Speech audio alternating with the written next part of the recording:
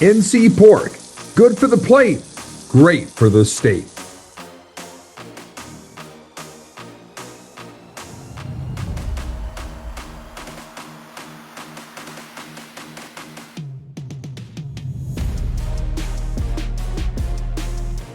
Welcome back into Time Out, the coverage of college basketball here on the North Carolina Sports Network. I am Mike Waddell, glad to be with you again this season, and joining us today for a special edition of the show is my good friend, former colleague at Appalachian State, now right here on NCSN. We're talking about Kerry Keating, the coach, right here in the capital city, the city of Oaks. Kerry Keating, how has your offseason been? And welcome to 2026, my friend.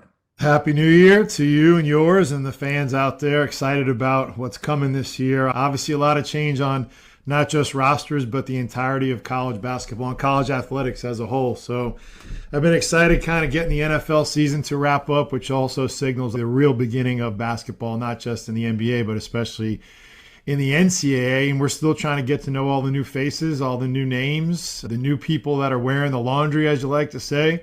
It's definitely a new dawn, and we're on to something a little different than what we're used to, so I'm excited to talk about it and unpack it a little bit.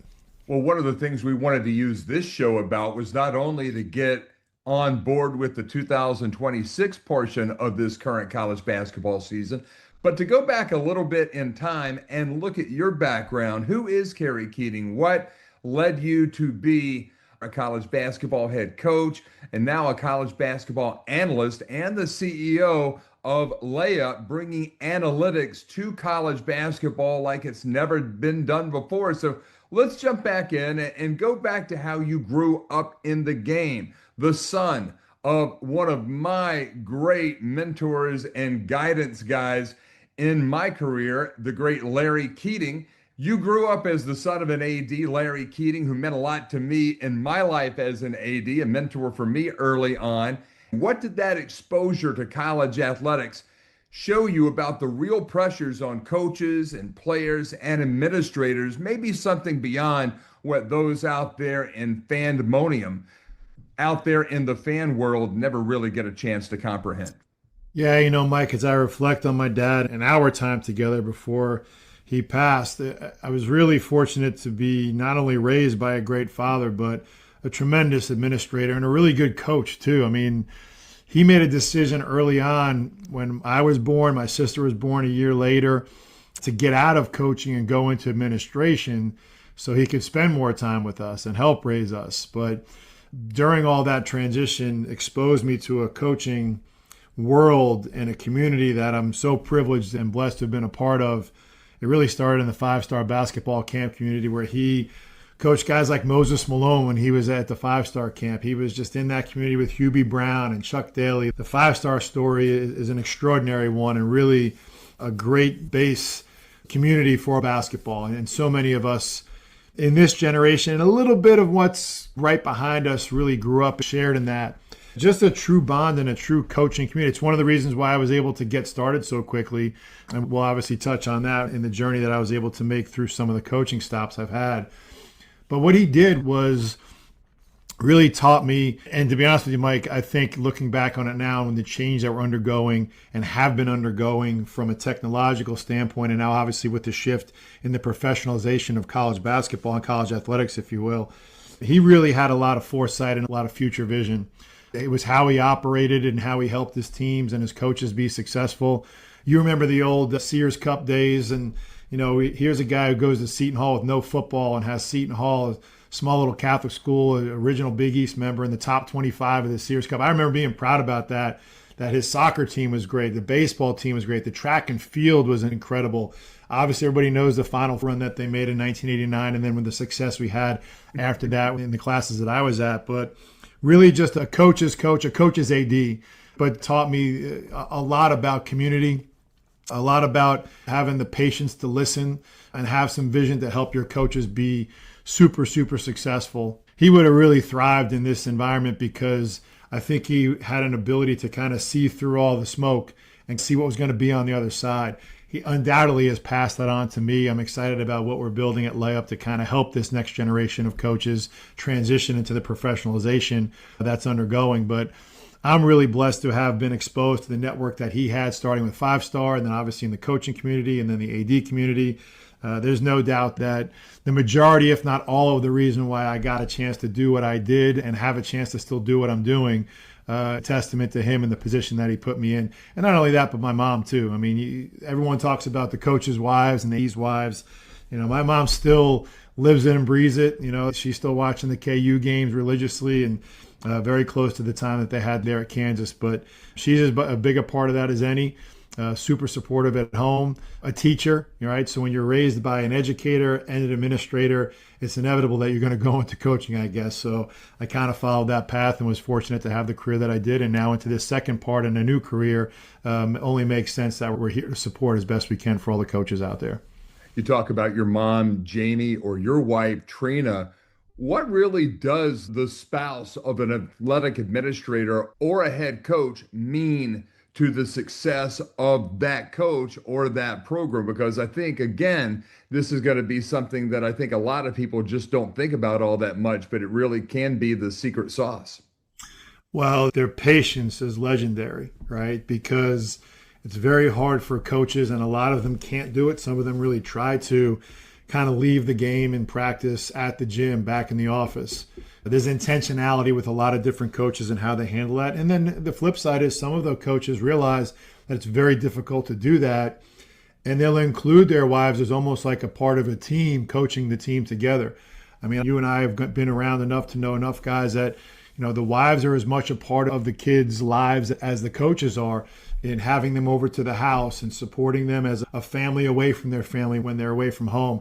A little bit different in this kind of environment that we're in now, and the transfer and moving from one to another, but maybe even just as important, because you need a quicker transition into building even a short-term family as opposed to the long-term one that you're used to, the legacy, the alumni, having the same kids. I mean, we had 25 kids at Santa Clara all graduate out of 25 when I was there. I don't know if that would have happened in this day and age, because kids are going to move on to greener pastures, and rightfully so in some cases. So the wives play an instrumental part in that, not just to balance the coach and the competitiveness out, to be able to hopefully, you know, shut it down a little bit, whether or not they are raising a family. But that's such a big part of the other side that coaches need, that balance and that patience.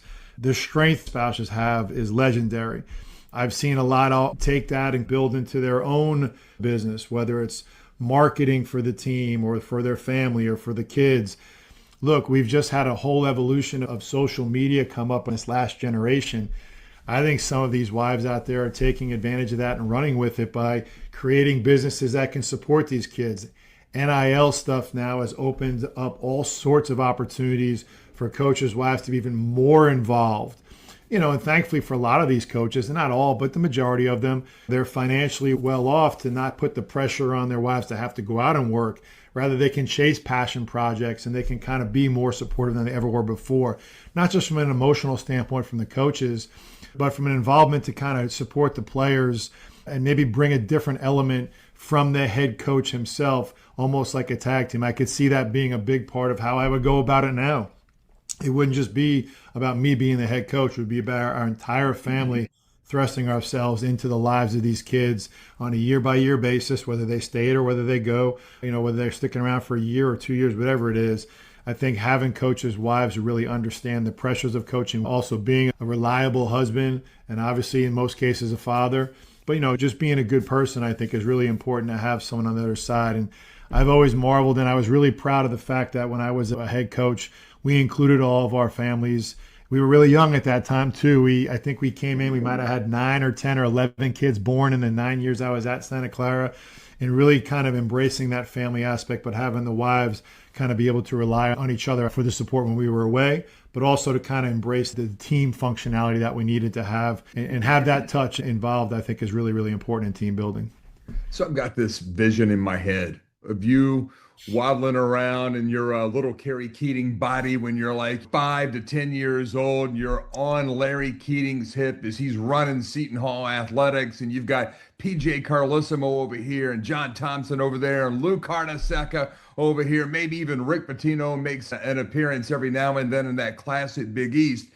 And I think about how you grew up. It's kind of like how my son grew up. You're the son of the AD, and you're going all these cool places, and you're meeting all these cool people and seeing all these things that everybody else doesn't get a chance to experience.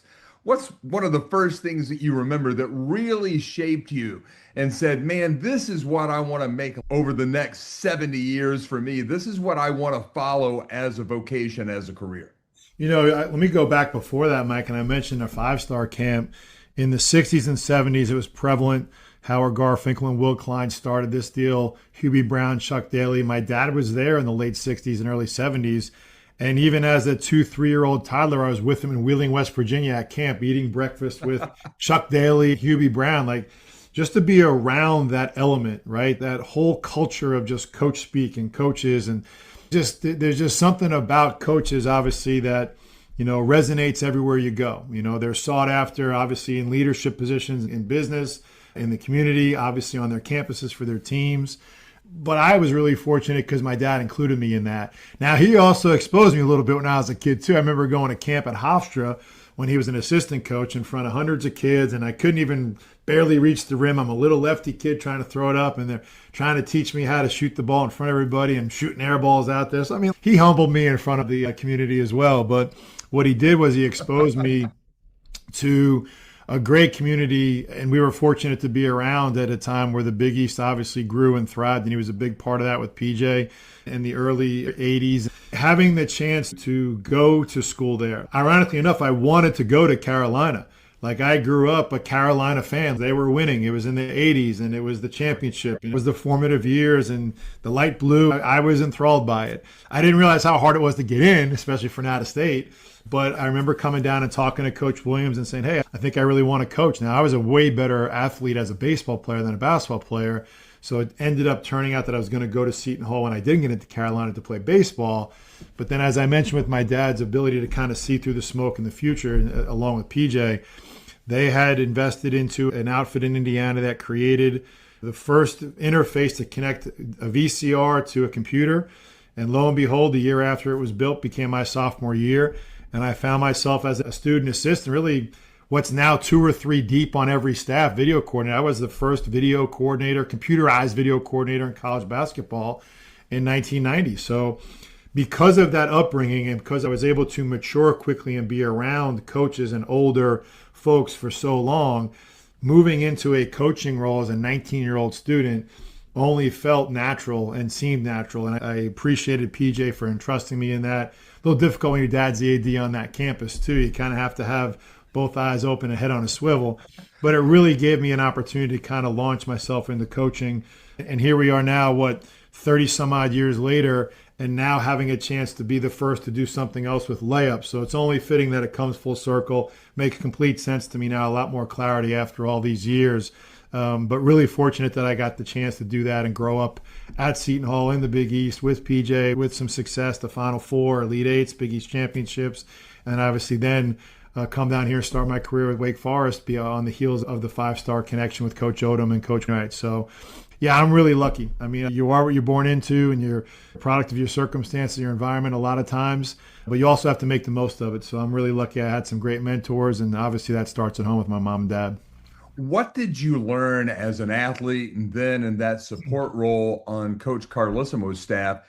What did you learn about roles and trust and minutes when it comes to basketball? Such a big deal. Only 200 minutes per team in a game. And they're not going to make any more of that. You got to divvy those up. So what did you learn that later became foundational to how you think about the sport of basketball? Well, it's funny. I love telling this story because when PJ pulled me off the baseball field to walk on, he lost a bunch of roster spots in the year after the Final Four. So we had like 5 walk-ons that year.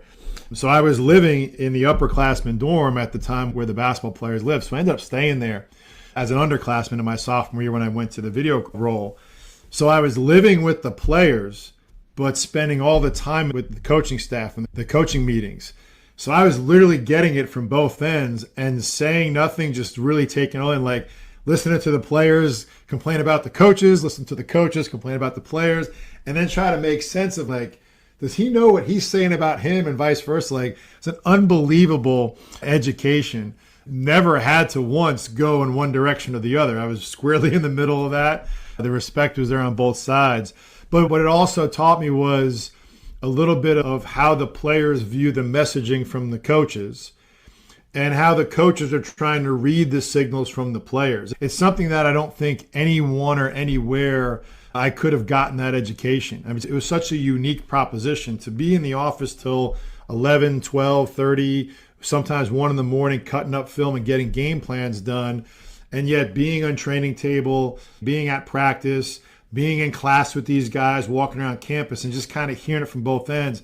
And I may not have known it as much then as I do now, but looking back on it, it clearly kind of helped me help both sides. And I wasn't, by any means, was not responsible for any of that success, if only an iota of getting film and getting scouting reports ready.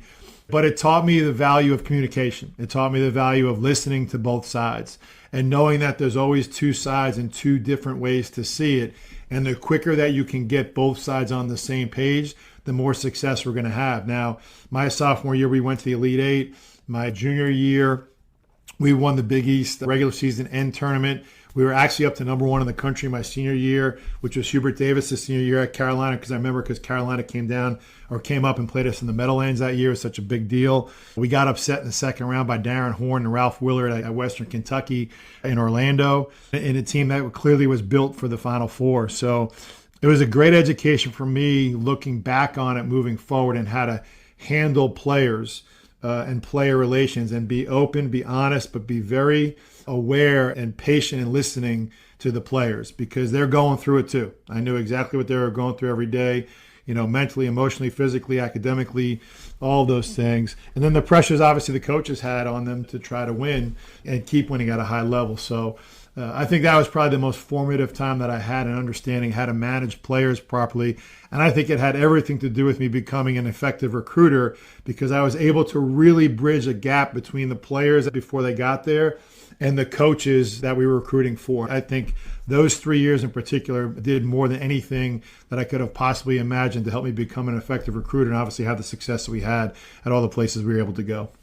Let's talk about the coaches that you've worked with because you have a big selection of different personalities, different talents, but they've all made a mark on you. And that does start with the guy that we've already talked about here in this special edition of Time Out, and that's PJ Carlesimo. You mentioned that 1989 Final Four. That's the first time I really remember Seton Hall being on the national stage, though they had been bigger. But I was in the Mid-Atlantic, and of course, they're up in the tri-state area. But man, Andrew Gaze and that team, they really captured the heart of America. What was it like to be involved in that type of environment as a young guy, being at the Final Four with a real upstart program?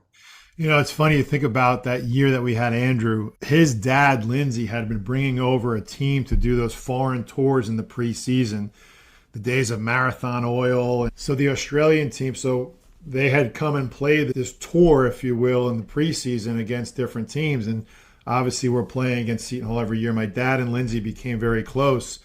And my dad kind of had this thought about bringing Andrew over to play at the time. I don't know exactly where he was academically, but think about what's happening now today and go back to 1989 and transfers and impact guys in 1 year.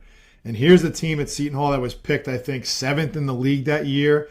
PJ had taken a group of New York kids and Darrell Walker and John Morton and Gerald Green, local kid Franz Volzi, Anthony Avent, whose son just, I think, signed with Michigan State. These are New York, New Jersey kids, local tri-state area kids. And then all of a sudden you go out and mix in this man, this pro, if you will, the Larry Bird of Australia and Andrew Gaze, seamlessly integrate them and get all the way not just to pass 7th place preseason in the Big East, but the national championship game where if you ask John Clockerty, who, by the way, happens to live here in Raleigh and plays at the same golf club I do, if he hadn't blown the whistle, we might be talking about a totally different transformative time and a national championship for Seton Hall. But be that as it may, bygones are bygones. Just think back to what happened that year. Building a team from scratch, from the ground up in 1986, 87, 88. None of them left. They all stayed. It wasn't like, oh, let me go to Providence or St. John's. Providence had already been in the Final Four. Villanova had been in the Final Four. Like, they were building it. PJ and my father were building this. And then all of a sudden they realized, what can we do? They bring in this guy from Australia who's, 23, 24 years old, who, by the way, I don't know if anyone knows this. I think we got back from Seattle like early in April, of course. He went back to Australia like the next week. And his degree remotely. I mean, just so far ahead of their time. I mean, think about what's going on now. They were doing this back in the 80s and 90s. They realized the opportunity. And for them to do that kind of set the stage. Obviously, we're not to the level that we're dealing with now with money changing hands and contracts and obviously what's happening with the marketing and NIL stuff. But when I look back on it now, the vision and the foresight and obviously the foreshadowing of what happened that year and what we're dealing with now and the change we're undergoing, it was really an exciting time to be a part of. And then, look, we rode that into 3 Big East championships.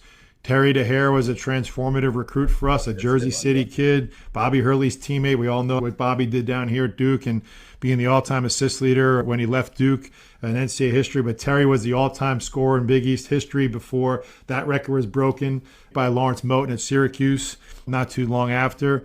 So to go through that growth, that build, really, really fortunate that I was a part of that. And again, that's all the fallback for me. I didn't get into Carolina. Okay, I'll stay home and go 15 minutes away, but I'm going to live on campus. I'm going to get this unbelievable opportunity to be a video coordinator and kind of a trendsetter for what would now be a 2 or 3 person operation on any college basketball staff, not just the highest levels, but also kind of set the stage too, Mike, where I was able to come up and stay humble enough to do every single job along the way. From being PJ's whipping boy and all the little things that he wanted to test out, test out these jumping shoes, test out these uniforms. I mean, I could go on. I just had lunch the other day with Chris Corciani, and we were lamenting over the fact that at the same time we wore the unitard uniforms, us, NC State, Michigan, Iowa, and UNLV, and how that all got it was just wild. But I was the first one to ever put those on in closed quarters to see if they could actually work, which I said they wouldn't, but they still did. But just blessed and honored to have had a chance to grow up in what I did. And even though it was my second choice, it turned out to be a great one and obviously led to a great run that we had. And obviously here we are now in the second act, which I think is going to be a really exciting one in what's going to be a part of this change that's happening in college athletics. Great basketball players don't cut corners. They put in the reps, play smart, and respect the game. North Carolina pig farmers take the same approach, caring for their animals, protecting our environment, and producing high-quality pork. Their work pays off, on your plate and across our state, delivering $10 billion in economic impact. Great athletes, great farmers, both are committed to doing things the right way. North Carolina pork, rooted in tradition, raised with care. Hey y'all, David Glenn here from the North Carolina Sports Network. When I'm in Wrightsville Beach, my go-to hangout is Jimmy's, the best local bar for sports fans, live music, cold drinks, and coastal vibes. No matter your favorite team, Jimmy's Bar is the place that sports fans from all across the Carolinas can call their home away from home. The next time you visit Jimmy's Bar in Wrightsville Beach, tell them DG sent you. The fun thing about your background is that you have done all those jobs. Your product development with Layup means so much because you're using all of your experience at all these different levels, but also you take the experience of being in a lot of different people's coaching trees. And in my research for this special edition of Time Out, we're talking with Kerry Keating, the former head coach at Santa Clara, our lead college basketball coaching analyst right here on NCSN, and the head of our tech department as well, because he's a genius. He can even set the timer on your microwave and your VCR. But he can also tell you that he is the first person, Kerry Keating, in the history of the earth to be in the coaching trees of North Carolina and Duke and Guilford. Tell me about what you've learned from Dave Odom, what you've learned from Tommy Amaker, and then what you learned in 3 different stops along with Buzz Peterson at Appalachian State, at Tulsa, where you won the NIT title, and also at the University of Tennessee. Yeah, it's interesting living down here in the Triangle now, having started my career here and having ties to all those people. I never would have thought it would come full circle, but it's only fitting. I learned quickly that ping pong title carried over to the tennis courts, where Coach Odom liked to have his daily exercise on the tennis court. And since I was still 21 years old and young enough to go play, and I think might have had a tennis racket at that time, but it didn't last long because if I do recall correctly, it only lasted 1 session because I beat him, and he's not very good at taking losing in any paddle sport. So I can only imagine if he's delved into pickleball now, you don't want to see him on the pickleball court, because I'm sure that competitiveness is still carrying over in the paddle sports that are so prevalent now today. You know, it's funny, Coach Odom was a big part at 5-star, as was Coach Wainwright. Jerry Wainwright was on his staff at Wake Forest at the time. And it's solely the reason why I got the job there. I had graduated in 1993 from Seton Hall. Obviously had done the camp circuits, and I'm actually going to take a step back because the tie into Duke is also related to PJ, who was the assistant with Coach K on Chuck Daly's staff for the Dream Team. So during that prep time, 91, 92 obviously being the year, and into my graduating year, 93, you know, I was doing what all young coaches would do. We'd go out in the summertime and do the camp circuit, right? You'd network, you work, whether you're a manager, a player, a coach, you just wanted to get into coaching. Long before social media, long before social networks, obviously well before any mobile devices came along to the level they're at today, this is what you did. And I recall in the camp circuit of not just going back to 5-star and being a coach at the time now after having been a player, Duke was at 91, 92. I mean, like, that's where college basketball was being run during that time. You know, obviously we had our run at Seton Hall, but Duke had won the national championship. So I recall asking PJ about putting the call in. Can I go down and work camp at Duke? Very quickly, it became evident that Duke's MO for camp was, we don't hire college guys. We hire head coaches or high school coaches, but we don't hire college students. And this goes back to having been a part of the staff as an 18-year-old, where PJ quickly said, no, obviously he calls him Mike, but coach, like, he's on my staff. He's part of our staff. He's coaching. So I was fortunate that at the time, Pete Gaudette, who was running camp, and Coach K let me come down and work camp. It's where I was thrust into Coach Amaker's gym to help him out, and then caught the second week after working with Jay Billis on the upper courts for the young kids, was put in Coach Amaker's gym and ended up really running the gym for him. Came back the next summer, worked all 4 weeks in June. So I had thought I was going to be on this track to go down the Duke path here and spent a lot of time with Coach K in June watching games at the house, and kind of became entrenched in that and thought that was going to be the path. Lo and behold, I get to Wake Forest because Coach Wainwright and Coach Odom had known me as a little 5-star kid, put the calls in, let him know I was looking to get into coaching. That was the network that 5-star created.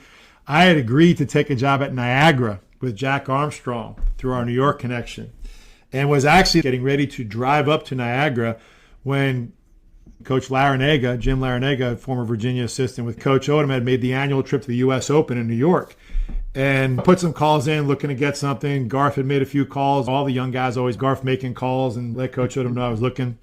And obviously, you know, the video stuff was pretty prevalent. I was part-time slinging video systems for Lafayette Instruments, trying to make some money on the side too. So I might have lobbed a call to see if they wanted to buy one. And he said, why don't you come meet me at Flushing Meadows in the hotel before we go over? We'll talk about Wake Forest. So we had an interview, if you will, dropped off him and Coach Larinaga at the tennis center, getting ready to go up to Niagara the next day. And Coach Odom called, said, hey, and Coach was he's always doing all this. I could just see him on the phone, like, I think I got something for you. I found a little academic money I can reshift. We're going to make you the administrative assistant video coordinator. And I was like, oh, I'm in. Resigned from my position at Niagara for $1,000 and took the Wake Forest position for $8,000. I'm like, I'm in. I'm good. So yeah, it was. I always tell this story. I packed up whatever I had in the car a week after Labor Day and drive down to Winston. Get there late at night. I always tell people this story. I might have told you this too. I walk in the old office that they had. Gosh, it's so different now. And as I push open the doors and get through the secretary spot, and Coach Nestor, Ernie Nestor's desk was right next to the closet that I was in, and then it was Coach Wainwright's office and Coach Odom's office, and then the other side was Ricky Stokes' office. But they're all sitting around in that one area, and Randolph Childress is just drenched in a sweaty shirt sitting on the floor. And God is my witness, as soon as I open the door, the first words I hear is, "I don't care who's on this team, who's on that team, that guy," and he used some colorful language, "is on my team. I don't care who else is on the team." Literally telling them about Tim Duncan. They really had no idea how good Tim was, and they were playing the early season pickup games, and he was in there saying how good Tim was. And that was my first installment into Wake Forest basketball, is Randolph Childress sweating at 9:30 at night after playing pickup with the guys, telling the staff how good Tim was. And that year we ended up going to the NCAA tournament. It was Tim's freshman year. It was Randolph's junior year. But I say that all because I think it was our first road game. I got to look back on the stats. I think it was our first road game, or maybe it was very early, was at Duke. Here I am thinking, okay, I'm trying to kind of massage the whole Duke relationship, but now I'm at Wake Forest. And I don't know if you remember that game. I can't remember what happened at the end of it, but we won. And I remember Coach Odom going, get off the court before they change this. Like, we literally won on some crazy happening at the end of the game, but won our first road game at Duke. I'm thinking, man, my head's going to explode. All the things I'm trying to get done in my career here in the ACC was actually at Duke as a part of the Wake Forest staff. So I was really fortunate that year. And then Jerry, being a mentor to me, Coach Wainwright, had some great advice for me as a young coach that I carried forward for every year that I was a coach after that. And he made the phone call and got me a step up to being a full-time coach in the SEC in my second year out at Vanderbilt by basically calling Coach Van Bredek and saying, you need to hire this guy. And obviously from there I was able to meet Buzz, and then I made the Carolina connection. So now we're crossing the creek a little bit. I left after 1.5 years to go back to Seton Hall. Buzz went to App State the next year. After 3 years at Seton Hall, Buzz lost an assistant that summer. I called Buzz about scheduling a game. He's like, Keats, I can't do any scheduling right now. I just lost George back to high school. I'm like, what do you mean you lost George? He's like, I need an assistant. I'm like, well, I don't know how good this is working out up here after all this change at Seton Hall. I'll be willing to come down. He's like, I got no insurance. I only got $18,000. I said, well, if you got an extra room in your house, I'm good to go. And I ended up moving into his basement. No insurance, 18 grand. But that's you got to do what you got to do. And that's where, kids coming up today, you tell that story and they're looking at you like you're the dumbest son of a gun on the face of the planet. But man, you do what you got to do if it's your passion. Man, that's where it is. But you talk about, you've worked for both Buzz Peterson and Tommy Amaker. So compare and contrast the Carolina and Duke philosophies and the mindsets and the whole aura of those two programs, because it's my theory, and I talk about this with David Glenn all the time when we're chit-chatting about ACC and Tobacco Road hoops. Man, it's funny how Carolina back in the 70s, 80s, and 90s has become what Duke is now. I mean, the parallels even between Coach Smith and Coach Krzyzewski at the end of their careers is really, really fascinating to look at if you really get down in the nitty-gritty. I spent the 2 years at App State with Buzz, the year at Tulsa, 2 years at Tennessee, 5 years, and really got fully entrenched to the entire Carolina way ecosystem. It's what Buzz built the program on at App State. We were able to carry it over very quickly in inheriting a very talented team from Bill Self at Tulsa that had actually gone to the Elite Eight and lost to Carolina the year before he left to go to Illinois. And then obviously it worked for us, in part at Tennessee, although not to the level of success we would have liked to have had, still some NITs and some postseason, and helped me move on to UCLA. It was a big part of how I became a coach too. I mean, really got to understand the offensive part, the defensive part, the system, if you will. I think in the short time that I worked for Tommy for a year, but even the time that I was in those 2 years in camp Durham, the difference as I look back on it was, in Coach Smith creating a system where they found players to fit into that system and kind of molded it and developed those kids over the years. Whereas, and I think this carried over a little bit even past the point into the 2000s, Coach K kind of taking the best talent and molding it into a fit with each other. And I think that was the genius, that he was able to kind of take different types of players. And you think about the great players that he had, obviously not just in Christian Laettner, Bobby Hurley, Grant Hill. You had some real, and there was a little bit of a stigma, Mike, when I think back on it, where the Duke players that had success in college were not having success in the NBA. And I thought it was more of a testament to how Coach was able to extract all of the talent out of them individually and then collectively at Duke, whereas the Carolina guys were fitting that system and then almost thriving more in the NBA. Obviously, the old joke about how no one could hold Michael under 20 except for Dean Smith. But I think there was some truth in that. It was just two different ways to go about it. Dynamic ways that both in their own right had tremendous amount of success, and obviously historically two of the best, if not the two best to ever do it in totality. So, unfortunately was not able to kind of get in the middle of that rivalry and of that exchange directly, but on the offshoot of working for one of Coach's best point guards ever in a transformative class that Coach Amaker and Tommy was a part of with Allery and Billis and Dawkins and all them. And then obviously having, this figure in Buzz who historically holds a position that's so unique and beating out Michael Jordan as the player of the year in high school and then going to the same school as him, being close and being friendly with him and roommates and helping win a national championship. It was just really fortunate to have gone through all the things we talked about earlier that I was exposed to early on from the 5-star and the Seton Hall days. And then all of a sudden I find myself, and I look back like, how many guys have actually worked for a Duke descendant and a Carolina descendant and not really understanding how unique that was and how different that was. But it did give me, again, great perspectives on how to kind of take and extract the best parts of each that I felt really made an impact. This is one thing that, early on when I first got to Wake Forest, it might have been the next day after the Randolph story, and Coach Wainwright was saying, hey, look, get yourself a journal and start putting down all the things you like and all the things you don't like. They don't have to be right or wrong, but start really documenting as you're going through this journey what you really like, what really made sense, what worked, what didn't work, what you think would be good for you that you could kind of grasp and embrace and make a part of your program. But also on the flip side, burn both ends on this, what doesn't work. And when I think back on that, taking some of those things from the Carolina, from the Duke, obviously from the Wake, all of those things that you started to talk about from Coach Odom and Coach Van Brent. Coach Van Brentikoff, by the way, as maligned as he was at Vanderbilt and as tough a time as he had in kind of managing the whole thing, an unbelievable offensive mind, which clearly came from his descendant of his dad, Butch, was one of the great all-time coaches in the NBA. To having that time with Buzz and really having the keys handed to me to kind of help him mold the offense and really get some offensive creativity that I thought really was helpful at Tulsa when we won 26 games in the NIT in a short amount of time. And then, going out to work for a guy in Ben Howland that not a lot of people knew about, a West Coast guy that was working in Pittsburgh and the East Coast because of his relationship with Sonny Vaccaro, who was obviously tied into the West Coast, but from Pittsburgh, helping get the Pittsburgh job. He goes out to LA, doesn't really have a whole laundry list of people. I find myself there through some connections and end up, really thrusting myself into more of the recruiting. And I thought that part of it really thrust me into the position to be ready to be a head coach after 4 years and 2 Final Fours and some great success and handling some great players there and learning a lot from Ben and managing those players. Obviously, the rest became a chance to be a head coach at a pretty early age. What's it like to be at a Final Four, especially when you're wearing UCLA colors and you do it in back-to-back years? I would imagine that pressure has got to be something that is fairly unique in the world of college basketball.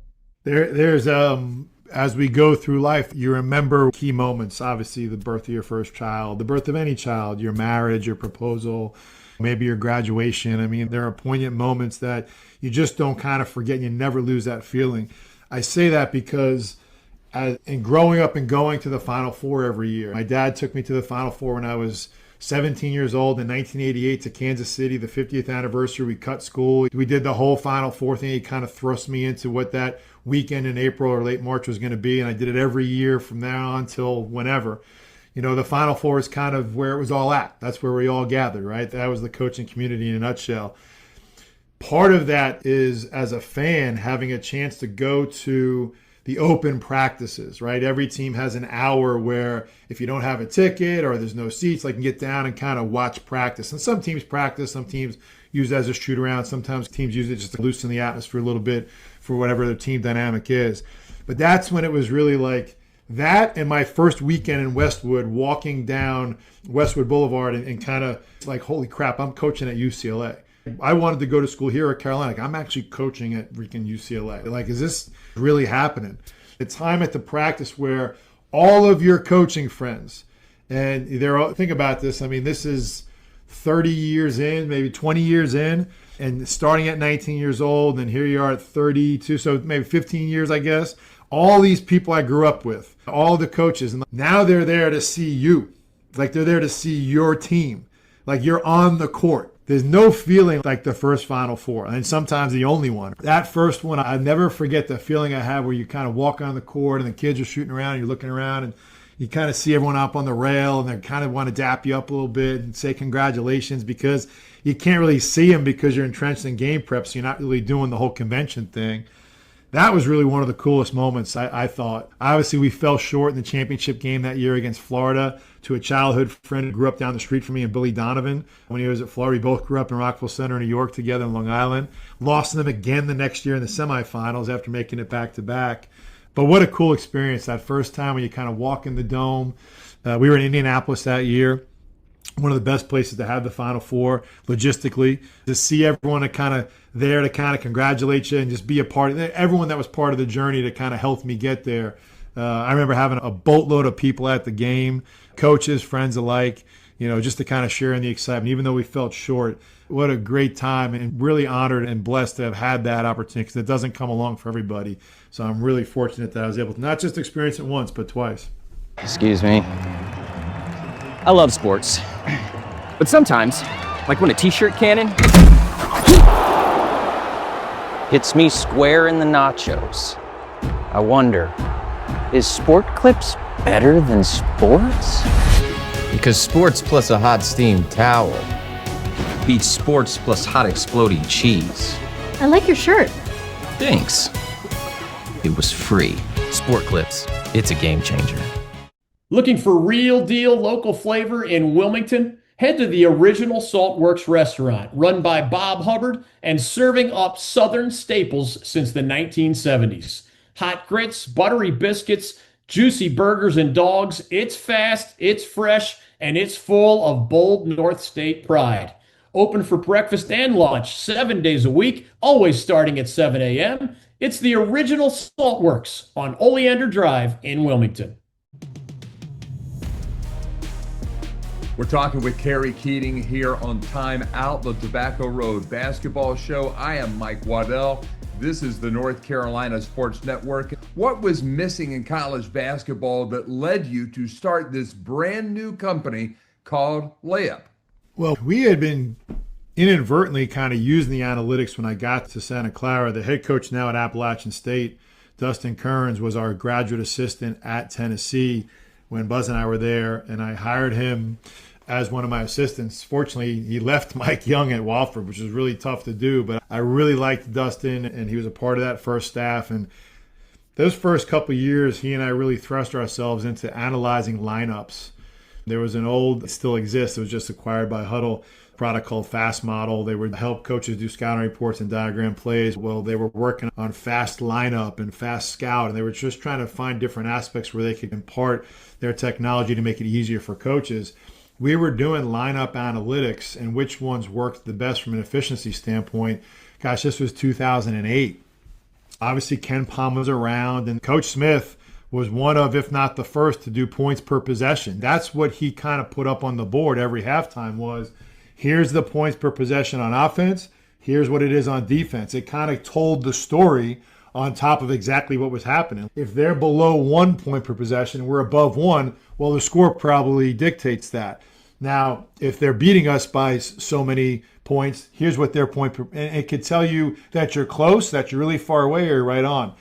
So having the exposure to that and the plus point system of analyzing film after the game that Coach Smith had put in place at Carolina, as we talked about spending those 5 years for Buzz, that became part of what we did.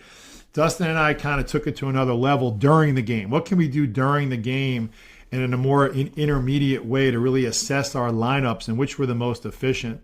Fast forward to now, it's almost becoming too much about just analytics and numbers. And I think in the last year that we've, and mind you, Layup is just a piece of a larger ecosystem that we have built. and can put into place and will be ready to if someone wants. But this is the most impactful one. This was a part of it that I think can make the most immediate impact.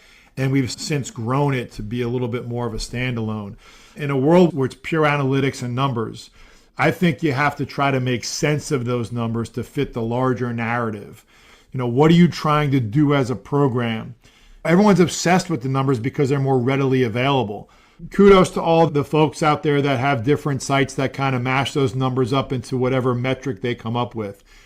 In the end of the day, the obsession with the numbers is one thing, but the gap is essentially what those numbers mean for you specifically. Because today, most of it's just, it's differentiated to the program. Like I know Nate Oates is kind of putting himself in a position where he's the analytics guy. Well, it's specific to what they want to get done. So I'd say the first piece is that we're trying to figure out and help programs solve which one of those pieces exactly fits for you. Because it's not one size fits all. What fits for you?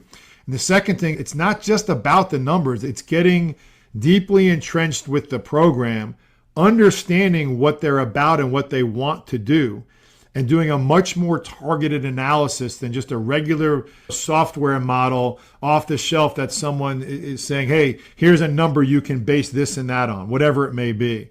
And again, it's not to poo-poo on them. That's fine. There's nothing wrong with that. But there's millions of micro adjustments that can happen. And I think the key in all this, Michael, is in this day and age where AI is becoming more and more prevalent to buy you more time back, it's really important in human-centric outcomes that you keep the human in the loop. And in that case, it's the coach with the background. We've kept the human, myself, in this loop, in this pipeline we've built. So it takes the human layer and the relationship to translate those numbers into the really highest quality of results, because everybody can get numbers, but no one can really figure out. Now, the NFL has numbers, but what makes the team is how they fit. What's the strategy? What we're doing in Layup and the multimodal pipeline that we've built and keeping the human in the loop is we're increasing the probability of the fit of those numbers into your system. That's something that no one has ever done. I think even at the NBA levels that I've found out, they're still chasing. I think we're probably 5 years ahead of everybody on this. And I'm proud that we're able to build it in the last year and kind of refine it. But the fit modeling that we do, keeping the human in the loop, taking any and all relevant data, video and data, any that's relevant to whatever it is you're trying to dissect, whether it's your team or more specifically a player, and how it fits. I've seen this happen when I worked for NBA teams. I've seen them do the most extensive reporting because they're making multi-million-dollar decisions on free agents and players and draft picks. Now that's starting to happen in college, and you're starting to see some of the pressures of that take their toll on some of these teams and their coaches and the decisions that they're making, and the portal still being overblown. I think we're giving them a tool that is sorely needed. It doesn't necessarily replace, it enhances and it amplifies. It could take the place, if you don't have that, of a team of people. We had one Big 12 GM look at one of our reports that we did on one of the players that they're looking at. We created a fit model, and he's like, this would take me 30 days to do. I'm like, well, that's kind of the point. You know, we're using the available tools. We're keeping the knowledge and the human in the loop. We know what fits you because we've dug deep into your program, not just all of the programs out there, but yours in particular, and said, this is what fits. This is how it fits based on what we see, what the film says, what the data says, what we know about you, what you're looking for, what you want, what you don't want. And we can do that in, conservatively speaking, 16 to 20x less time. So what would take him 30 days is probably something that, if he really pushed it, he could do in 2 weeks. We can do it in under a day. In some cases, we can do it in under an hour. You know, we take the plethora of information out there and we put it into digestible pieces that fit you. And this is something that's a proposition I think that no one else can match right now. I'm excited that we have teams in the ACC and the Big 12. We're working closely now with some teams in the SEC and the Atlantic 10 and starting to grow this a little bit to where people realize this is going to be like a daily vitamin. Whereas the things that we did in 1989, 1990, 4 VCRs and an output VCR, that became standard issue. Now you have video coordinators. Now you have assistant video coordinators. This is going to be on every plate at the table, if you will, for college basketball in the near future, if not quicker, once they figure out exactly what the benefit of it is to them and their program and their future. We've both had the privilege and the honor of being around John Wooden. And I remember when I had my conversation with the legendary UCLA coach, we were at the College Basketball Hall of Fame induction ceremony. And I had about 5 minutes with him. And I asked him, I said, what's one thing that coaches are doing right now? And that was back in 2006, 2007. What's something that coaches are doing now that is not the best use of their time? And he gave me a really cool answer. He said, I want to think about that. Ask me again in about 15 minutes, which meant my time just got bumped up. So now I get 15 minutes with the coach. We're talking about the players and this and that. And then he just immediately locks in and says, Michael, what coaches are doing today that they didn't do in my day is they're worrying more about what the other team is doing than what they're doing. So my question to you, Kerry Keating, is what does Layup do not only when you're analyzing what the other team is doing, but how can you use Layup to do a self-scout and to be able to identify maybe some trends that are becoming predictable on your own team that you can then go back, work your magic, the stuff that basically you're paid to do as a coach? It's very hard to get an impartial view of your team because emotion inevitably plays a role in how you look at yourself. You're going to feel a certain way about a kid or this group of kids or your team and their outcomes, good, bad, or indifferent. You're always going to have some skepticism in there unless you're winning every game by X amount of points and you're that type of team. I think it's one of the things that, as coach, was a little bit of some foresight there, is a little bit of a lost art. We would try to do that as much as we possibly could, and that's where the Coach Smith influence comes back. As soon as the game is over or the next day, watching your practices, but watching your game, self-evaluated deeper than just what the traditional statistics provided. They call these plus points, and then you'd reward those that did achieve those categories with these plus points that by and large were turned around as internal currency to buy your way out of sprints.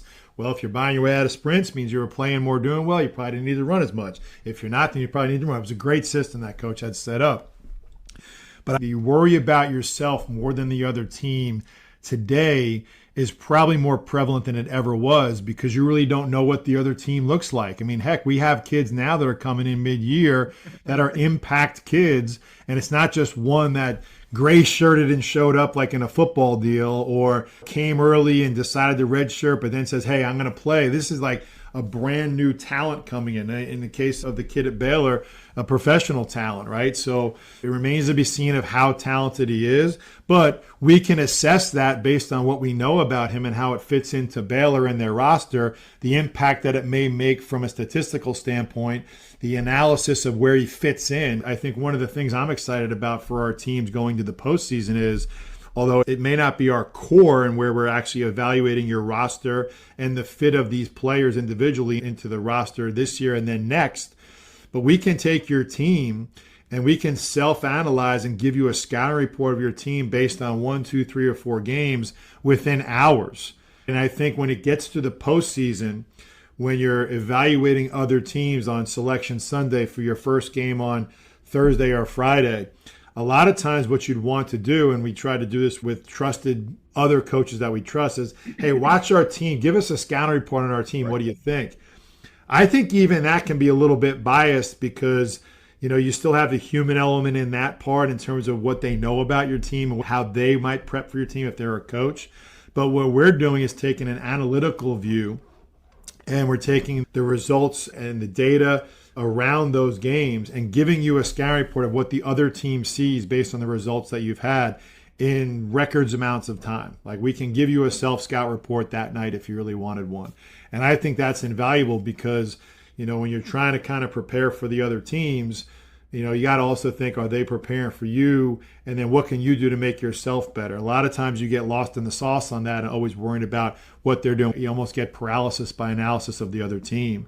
I think the best coaches are really worried about themselves and doing what they do best better and trying to get better at that. And if our better is better than your better and our best is better than yours, more likely than not that we're going to have a chance to win.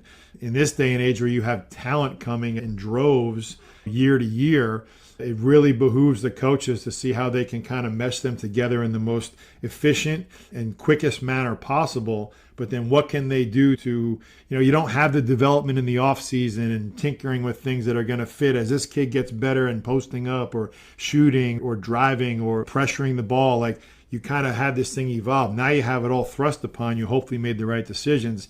Now you need a little bit more to feed into the machine of how can I maximize this roster. I think it's why you're seeing a handful of guys really succeed in doing this. And by and large, a large part of them really struggle with it right now. And you can see that struggle spilling over into how they're just managing the game and the referees, if you will. I think the pressure is kind of mounting on them, whether they have the contract stability or not, to know that this is even more of a business than it ever was. And I think it behooves them to have as many tools and as many arrows in the quiver as they possibly can to fire with this team, because they may not have the same amount of talent the next year when these kids move on to the greener pastures. Well, let's talk about those arrows that are in the quiver and the bullets in the gun, however you want to put it. When you're a head coach right now, say you get hired as a head coach today, how are you setting up your staff, your support staff, your on-court staff in 2026 that's different than if you would have done it in 2016? Well, you're really afforded the opportunity now, it seems like, to specialize each spot. Whereas I wanted the coaches to have a hand in doing everything because it was best for their development to be a head coach and an overseer and CEO of the program to understand the importance of all those things. And I think back to when I was an assistant at Vanderbilt, Mike. This is my first full-time job. I'm 22 years old. I'm in the SEC. Buzz is an assistant. Charles Davis is an assistant. We had one secretary, two assistants, and me, and that was it. We had no GAs. We didn't have a whole army of managers. We had no video coordinator. We had no administrative assistant. We had one secretary. So here I am doing all of the scouting reports, all of our travel, all of our equipment, all of the camp, working with the guards, organizing the managers, doing on-campus visits. It was everything. So now you can segment those things out a little bit more than you could before. And I remember Coach Fogler got pissed at Billy for this because he got ahead of it, and they were doing it more at Florida than anywhere else, of just having really, really overblown staff. At the time, it seemed overblown. I look at what they have now, and it's just insane how many people they have. But I think if you're afforded that opportunity, if you're really good at delegating and overseeing the most important, crucial tasks of player development, of evaluation, of all of the logistics that go into the season, from planning to daily operations to practice. And, I think now you may be afforded more money than you were before to have those types of staffs. Obviously, you have to invest a lot of money into your roster, which we never had to do before, at least not legally. Not throwing any shade anywhere, but that's how it is. Having a former head coach on your staff that you trust, that when all the noise is around you and you have to really help make those decisions, it behooves of all of the stuff you have to deal with, now more than ever, having just that one person whose sole responsibility is to just think about coaching the team would be priority number one for me. And we kind of had that in the past, but we just didn't have as many. You had the older coaches that went back. You had the associate coaches, or maybe the coaching tree when he went someplace that didn't work out and came back.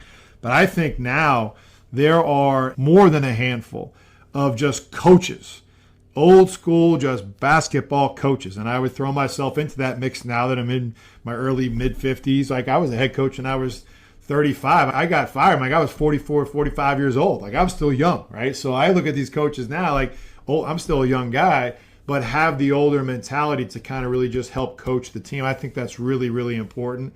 And I think from the flip side of the non-coaching part, if you can really take what we knew as the DOBO and the administrative assistant and the associate or assistant AD for basketball, if you will, if you can have those two pieces, kind of like your two VPs, if you will. If you're the CEO, here's the VP of operations, and here's the VP of coaching, right? And then everything on the flow chart fell below those two.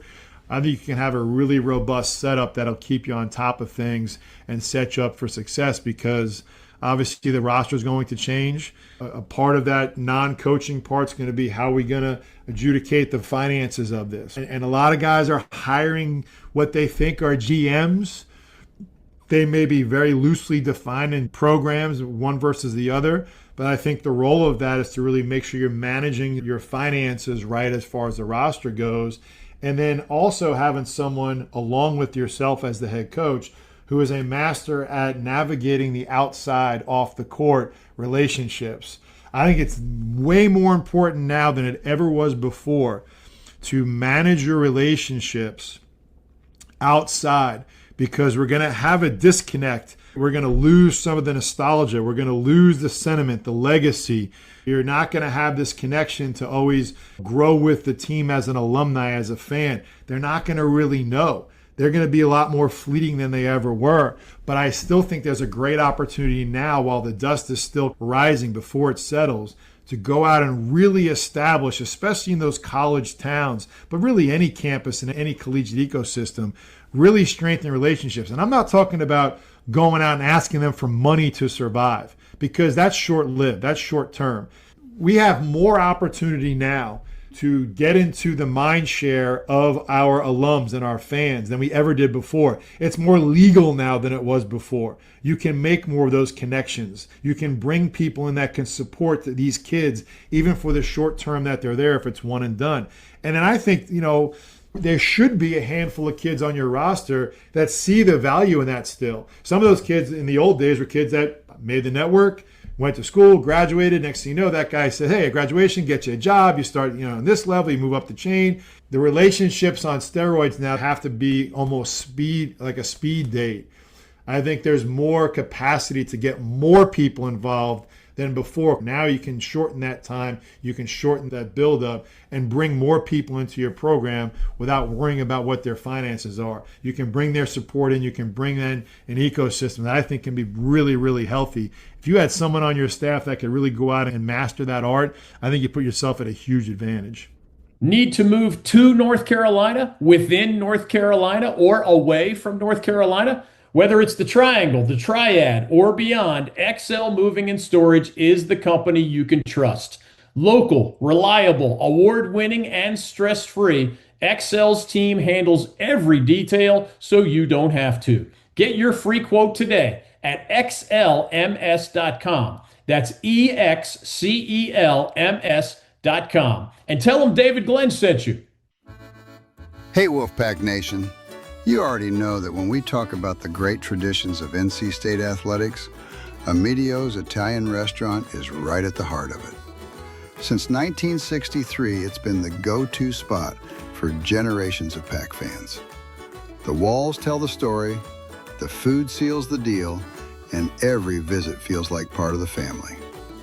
Whether it's pre-game pasta, post-game celebrations, or just a night out on Western Boulevard, Amedio's delivers every single time. Great people, great plates, and pure NC State pride. Stop by Amedio's, a true Wolfpack original. We're talking with Kerry Keating. He's our lead college basketball coaching analyst here on the North Carolina Sports Network. I am Mike Waddell, and this is Time Out, the Tobacco Road basketball show. Quick response time. We have 10 questions, Kerry. Give me 10 seconds or less on each of these, but go ahead and say what's on your mind, because we know that's what you do best. That's why you are right here on the North Carolina Sports Network talking basketball in basketball country. And let's start out with this one. First up, Layup exists because...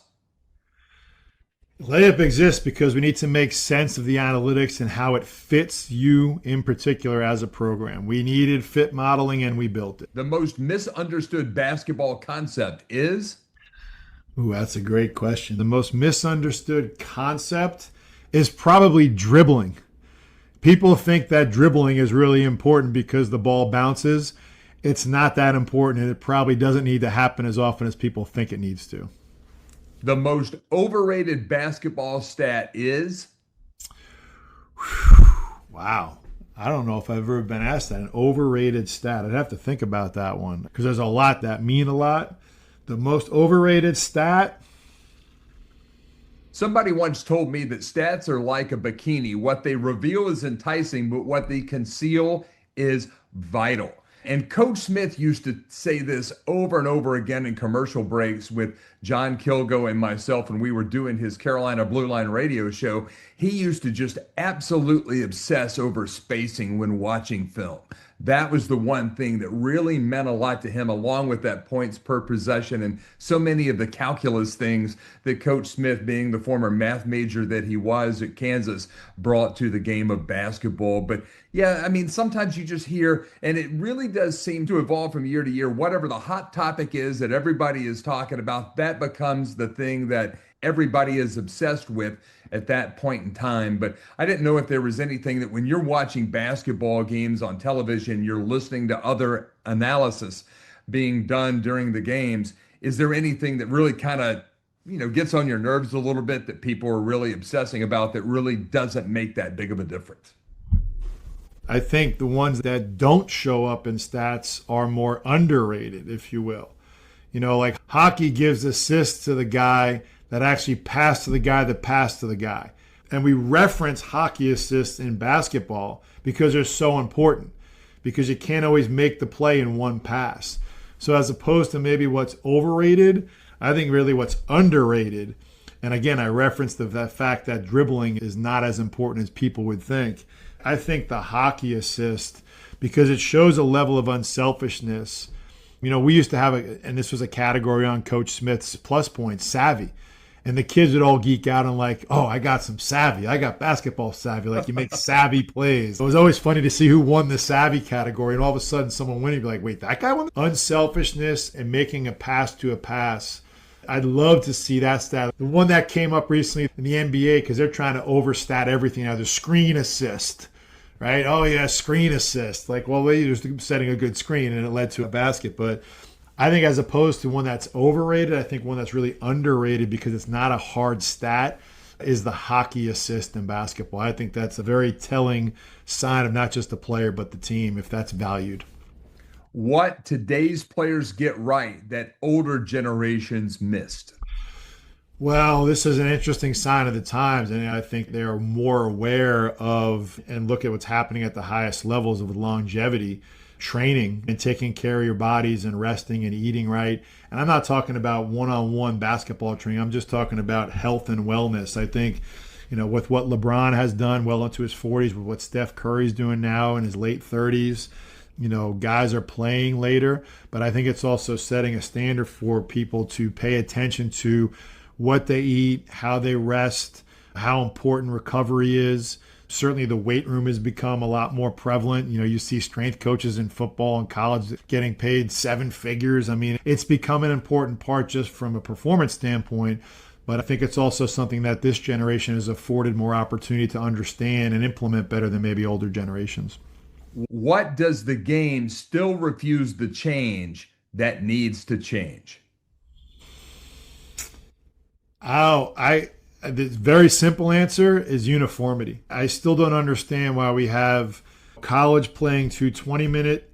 I know why they set it up that way, and media drove these 4-minute segments for timeouts for media sales. I understand that. But just from a logistics standpoint, FIBA's playing 4 10-minute quarters, as is women's basketball. Pro is 4 12-minute quarters. College is 2 20-minute halves. The lanes are different sizes. The three-point lines are different. Now more than ever, I think the three-point line has to be uniform to where the NBA is. Or at least, I guess the NBA, because it's beyond the FIBA line. But, we did move it back. At first it was the 19.9, then it went back a couple feet. But I think we need uniformity. I think all the rules should be the same for every level of basketball. And I'll take it as far down to even that level should be into high school as well. There are states, and ours included here, that do not have a shot clock.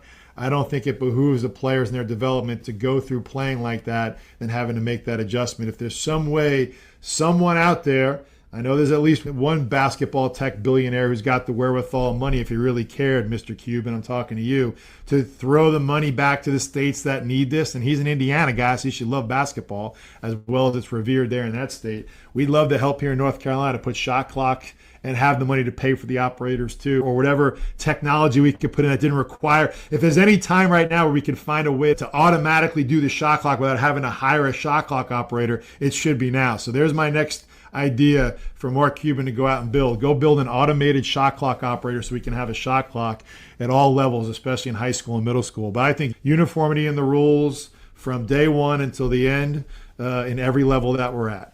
Do you remember when we were at Appalachian and they first had the prototype of the official's whistle that synced up with the clock? There's a guy here in town actually that's improved on that, a former official here. He's taken Not that. Jamie Lucky, is it? No, he's taken that pack and built a better version of it. He actually is putting it into all the clocks for baseball, for lacrosse, for football, for all of them. But yeah, I remember when the lights, they had the bulb, then we had the LED lights around. Here's an interesting side note too. I should put it up on the wall. I got to find out where it's at. You know, I actually own the patent to put a laser lead fiber optic cable into the floor of a basketball court to attach it to the shot clock. I actually co-wrote that patent with the guy back in California. Because now the officials would never have to look up. They could see it on the floor at all times. You just embed it into the floor. Oh, I'm waiting on the day that LED floor becomes the norm. I mean, people use it for their big basketball blowout in the preseason. But I mean, I love that. I mean, it's glass. I mean, it's not wood, but man, it's going to be hard getting people to change away from wood. Remember how they used to have the Syracuse, NC State tartan floors? Yeah. I played on one of those in high school. Ugh. My knees are still killing me because of that. Ronnie Cycling, all those guys probably want to sue Syracuse for all the knee damage they probably have right now. All right, we're down to the final 4 questions with Kerry Keating. What's one thing that analytics can't measure but matters most?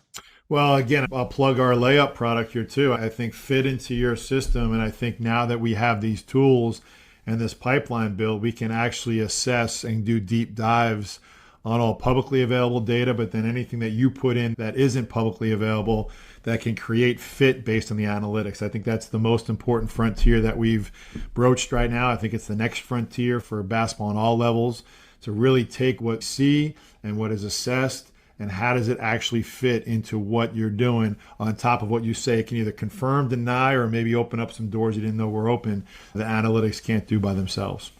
Most and least. What do you most miss about being a college head coach, and what do you least miss about being a leader in college basketball? I most miss practices and just the competitive element, teaching, the relationships, obviously, with the kids and the players. You know, that's such a unique opportunity that you don't get unless you're really involved in it. Definitely don't miss the hours. I mean, obviously, you're putting in inordinate amount of hours, and my kids are, you know, after next year, I'll have 2 in high school, get a chance to spend some more time with them. One on the basketball court, the other on the golf course. I'm fortunate they're making good choices that help dad stay involved in both levels. But yeah, definitely don't miss the hours, but kind of do, because those hours obviously led to some competitiveness that you just can't always get everywhere else. College basketball in 2026, better or worse than it was 10 years ago? Poof. We got time for a whole nother show on that one. Always tease it out. That's the beauty of this. We're trying to keep on coming back. I think this is going to be great for us to really analyze, because there is a fundamental shift obviously happening in college basketball and college athletics that is commercializing the entire operation more so than it was before, in the sense that the commercialization and the economics are now available to the entity itself, not just with media deals and with licensing opportunities and ticket sales and merchandising. I mean, this is a burgeoning professional entity that needs a lot of help, a lot of guidance, and needs some clarity and some vision. I'm sure they probably would have said the same thing 10 years ago about whatever we were worried about 10 years ago, whether it was scheduling or being on TV or who's going to be in what conference. I think it can be better than it was 10 years ago, but I think it still remains to be seen if it gets handled in the proper manner to be better. We always used to say, look, you don't stay the same. You're either getting better or you're getting worse. Right? Every day you have an opportunity to get better. I would hope that we're not getting worse. I'd hope that we're getting better. We should have more talent available to put into college basketball than ever before. It may not look like it was to those in the past, but it still is going to be some form of college basketball that hopefully we can nurture and develop into being something we'll all want to be a part of long into the future. Kerry Keating, lead college basketball coaching analyst for the North Carolina Sports Network. Thanks a lot for taking time out of your early January schedule as the CEO of Layup to visit with us here. And hey, it's time for ACC basketball. We have our first edition of Timeout, the Tobacco Road Basketball Show with you and David Glenn. You can't beat that for analysis anywhere in college basketball, especially when we're talking about the ACC. That's coming up here very soon. So, Kerry, we look forward to talking to you all season long and look forward to getting the progress report on your two young men as they progress throughout their basketball and golf campaigns this spring. Look forward to it. Thanks, Mike. Happy New Year, everybody. Look forward to talking again. This is the North Carolina Sports Network. From the high country to the Outer Banks, on courts, fields, and fairways, we tell the stories of the bold North State. Follow us on social media at the NC Sportsnet. We're the exclusive home of The David Glenn Show, coach-driven analysis of football and basketball. A look at the past with This Was Then, Inside NIL with Court Vision, the North Carolina Sports Awards, aka the Pineys, and the Old North State Tailgate, where we are on the ground at North Carolina's top events.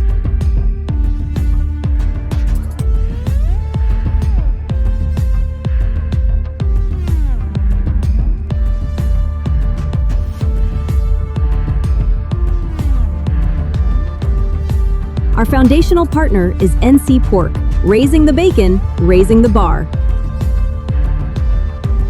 Telling the stories of the bold North State. Experience matters.